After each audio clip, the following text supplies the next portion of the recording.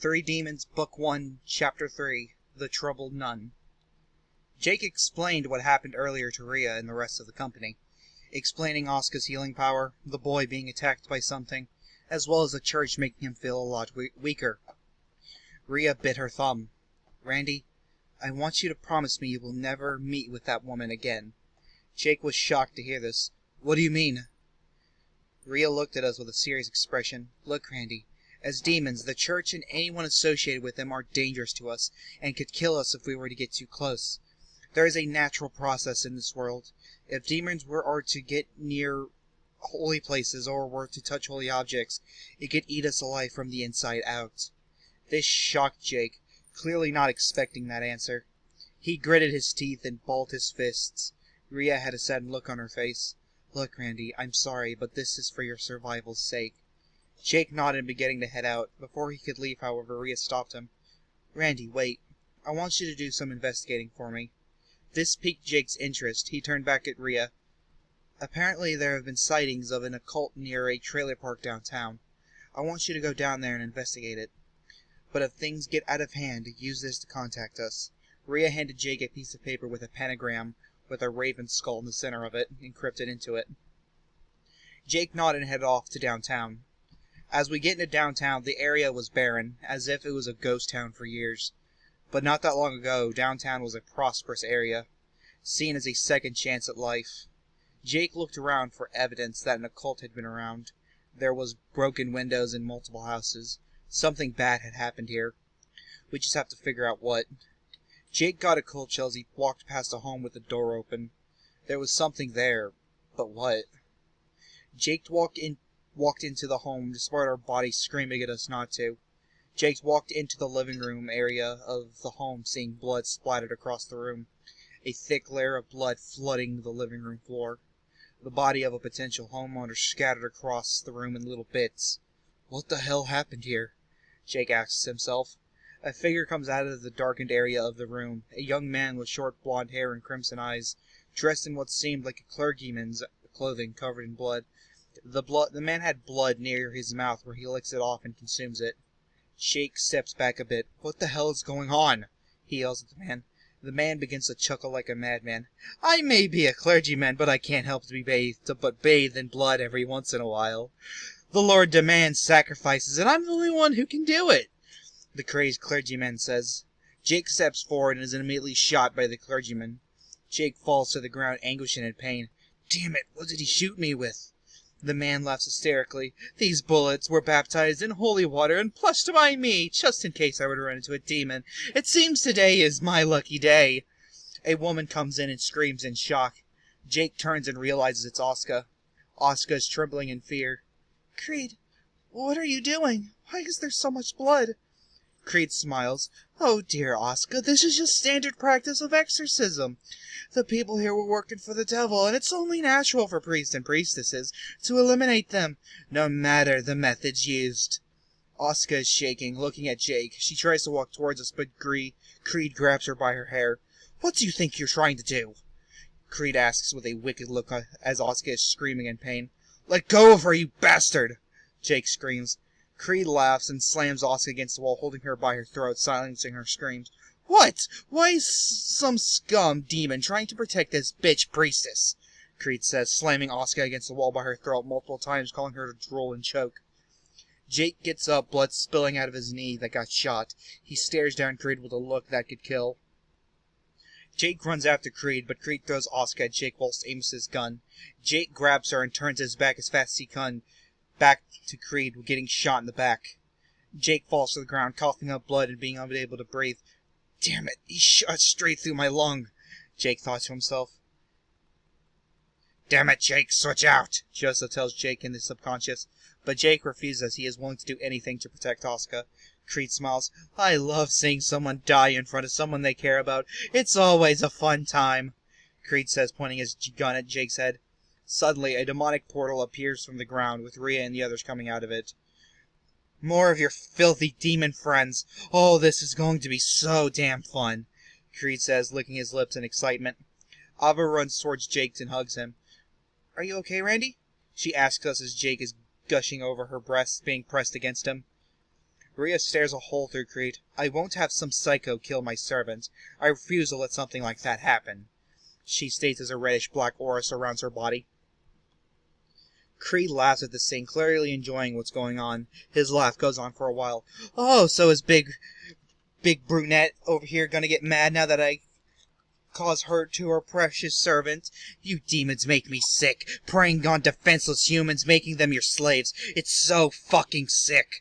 I'm going to enjoy cutting you into fucking bits. Kitsune then grabs a flipped over table and throws it at Creed, hitting him and trapping him beneath it. Rhea steps towards Creed as he fails to struggle free from underneath the table.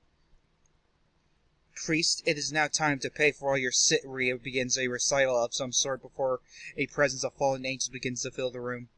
Creed begins laughing uncontrollably. Looks like my little friends are finally here to send you little bitches to hell. Rhea opens a portal again. Ava, grab Randy and let's get out of here, she orders, very concerned for everyone's safety. Jake begins to squirm. What about Asuka? He says with tears in his eyes. Rhea looks down.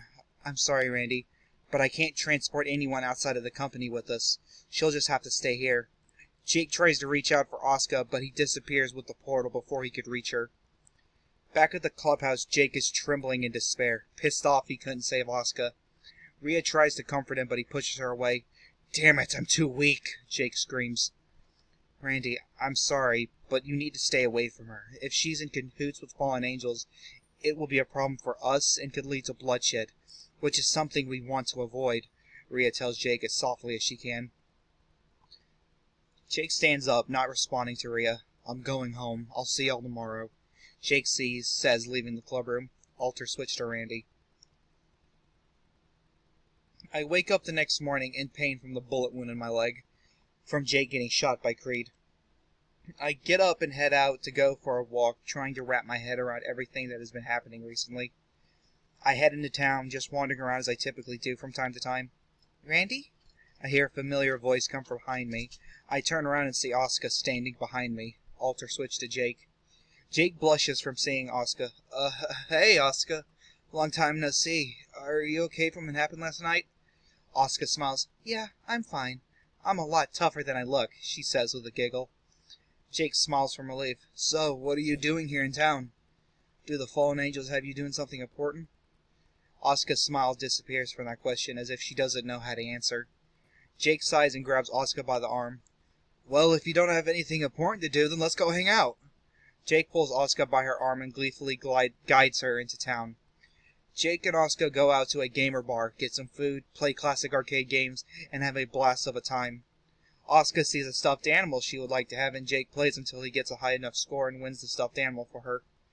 Asuka and Jake head into the park where they go sit down at a nearby bench, tired from walking around for hours. Jake is breathing a lot heavier than Asuka is, but this is due to the bullet wound in his leg. Asuka does notice this. Your wound, is it okay? Yeah, it'll be alright. I'm sure it'll heal on its own eventually. Jake responds, clearly in pain. Asuka goes down to her knees and hovers her hands above Jake's leg where the bullet wound is. Her hands begin to glow as the wound disappears right along with the pain. Jake sighs in relief. Thanks, Asuka. That feels great. Jake gets a chill instantly and shoots up, sensing someone nearby. He looks up and sees a woman with black hair. Rikigi, Jake says, clenching his fists. Rikigi laughs at the sight she is seeing. Oh dear, Asuka, how many times is it going to take before you learn? As a priestess of God, you shouldn't heal demons. I thought we taught you that lesson last night. Rikigi tells Asuka with a glare and a sinister smile on her face. Asuka is frozen in fear, looking away and shaking. Jake is also shaking, but instead from anger. What do you mean? What lesson? Jake asked in an angered tone. Rikigi laughed again. If you're so curious, look at her back. Jake's eyes widen. He bends over Asuka and lifts her tunic. His eyes widen after seeing whip marks on her back. Rikigi laughs as Jake looks down, putting her tunic back down. I had the time of my life whipping that sacrilegious bitch. I had hoped she would learn not to heal any more of you filthy demons, but it doesn't seem like it's stuck quite yet. Rikigi went on as Jake told her to shut up quietly. Shut up, you dumb bitch, Jake said as he stood up. Oh, what is the insane boy going to do? Let one of his personalities deal with this problem? She said, laughing mockingly. Suddenly, Jake disappeared. Where did he? Rikiki began saying as she realized Jake was behind her about to throw a punch. Rikiki jumped back before he landed it, however. Rikiki's maniacal smile disappeared. You're a fast one, aren't you, boy? Of course Randy can't handle anything himself. I mean, Joseph had to say yes for him. She said, laughing again. Jake didn't say anything and proceeded to glare at Rikiki. He put out his arm to the side as a demonic aura began swirling around his arm. Rikiki stepped back slightly, anticipating whatever was about to happen. Suddenly, a golden scythe forms in the palm of his hands. Rikiki's eyes widen in pure shock. What? How is this possible? Jake finally looks up at her. It's simple. You were too dumb to realize that you fucked with the wrong lunatic. Now you'll die where you stand. Before Rikiki could react, Jake is behind her within an instant and begins to swing his scythe at Rikiki. Before he can make the final blow, he stops himself as Asuka jumps right in front of her. Please, Jake, no more. No more violence, please. Asuka pleads with tears in her eyes. Jake sends away his scythe and looks at Asuka. Asuka smiles at Jake with tears in her eyes. I'm sorry, Randy, Jake, Joseph. Maybe we can be together in the next life. Jake doesn't say anything as Rikiki and Asuka disappear in thin air. And that is the end of Chapter 3.